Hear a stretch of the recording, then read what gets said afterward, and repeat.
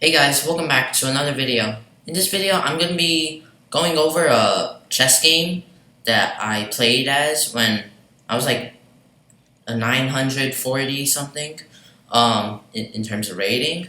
And don't ask me why, but like for some reason all my opponents were like rated 1000 and all that.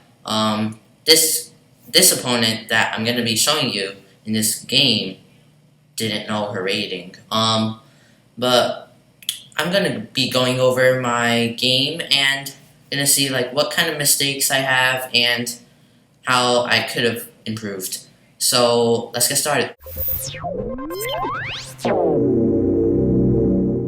So my opponent was white and I was playing as black.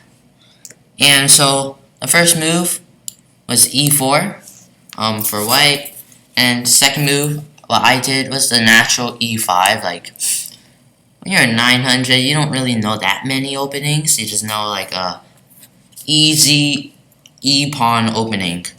And I did the regular knight c6, and then bishop b5. And this is like the Ruy Lopez, but I didn't know this at the time. I was like, some weird opening. And then I did bishop c5.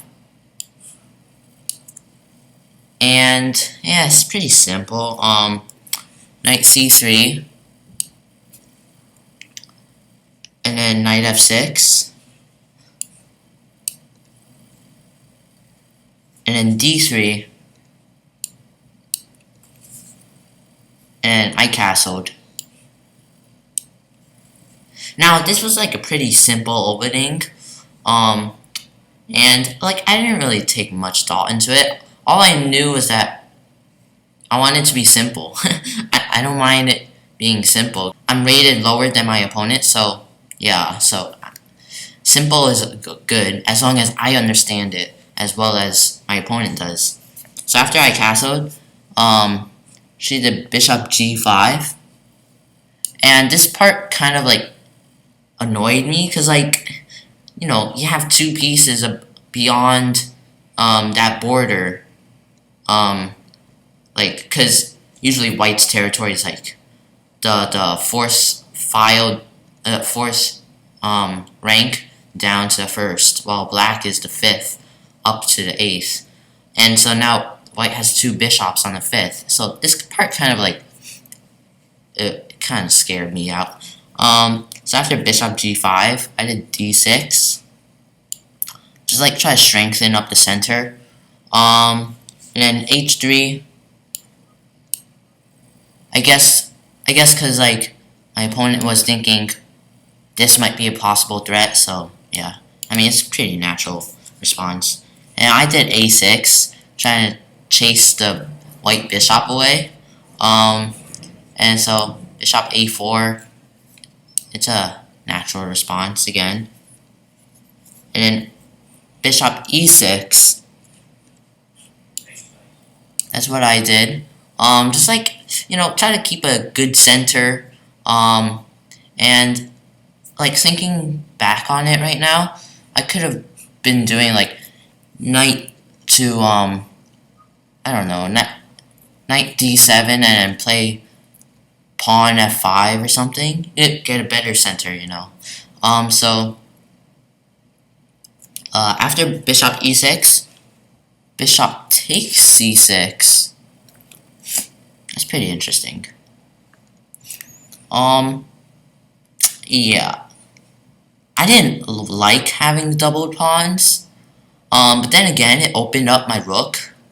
I think I took. Now you see, like now I have a good pawn push with pawn d5, and there's that pawn on c6 that's now guarding that pawn, and I could kind of break free of that double pawn curse. So after b takes c6, a3, and then rook b8. Yeah, I was trying to like take advantage of this part. like the open file. But then b4 came. I'm not sure if I saw that coming, to be honest. Otherwise I would have played this up, not rook b8. Maybe I was like too excited by the fact of rook b8. But yeah, this is good. Like for white, it's kind of good for like queenside push, queenside space. So because now I had to like retreat with my bishop. So after b4, I did bishop a7, trying not to block the view of my rook by going to bishop b6. And then my opponent played knight e2. And I guess like at this point of the game, when you're 12 moves in, I was kind of like wondering why my opponent was not castling at all. So yeah. After knight e2, I played h6, trying to chase away the other bishop. And then bishop h4, maintaining that pin that I really don't like. And then finally, I did a pawn push. Kind of like strengthen up my center. I have a good pawn center. But I think I done goofed. Yeah, I done goofed. I'm not looking ahead at my moves right now, but I think this is a possible way. Because I left my pawn hanging. Yeah, I left my pawn hanging, so like it's kind of not that great. I'm not sure if I won or lost in this game. I gotta see later, but like I think I blundered that pawn, and I was just focused on like maintaining that. So yeah, so after d5, knight takes e5, yeah, I was correct. And I guess I was like really, I was taken back by this, because now the knight could take that pawn on c6 and I'd be in trouble. Yeah, so I did queen d6 and knight f3, and now there's a fork that could be coming. I think pawn e5 would have been a fork, a pretty bad fork for me. So after knight f3, oh yeah, I didn't see this. No, I didn't see this. Rook b5. Yeah, I don't know what I was doing. And after rook b5, yeah, the fork came. I don't know what I was doing. I could have taken that pawn, but no. Yeah. And e takes f6. G takes f6.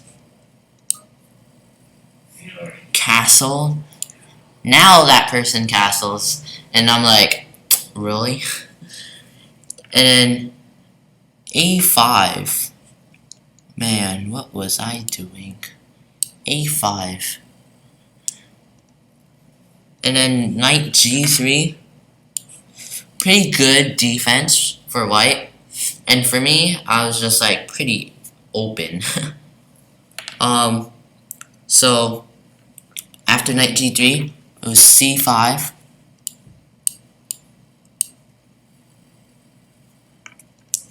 And queen d2. Threatening that pawn. So rook fb8.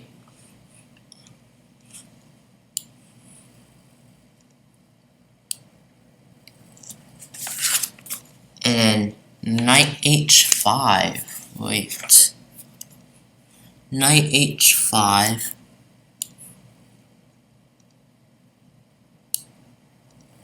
And I guess like at this point it was pretty going downhill for me. King f8.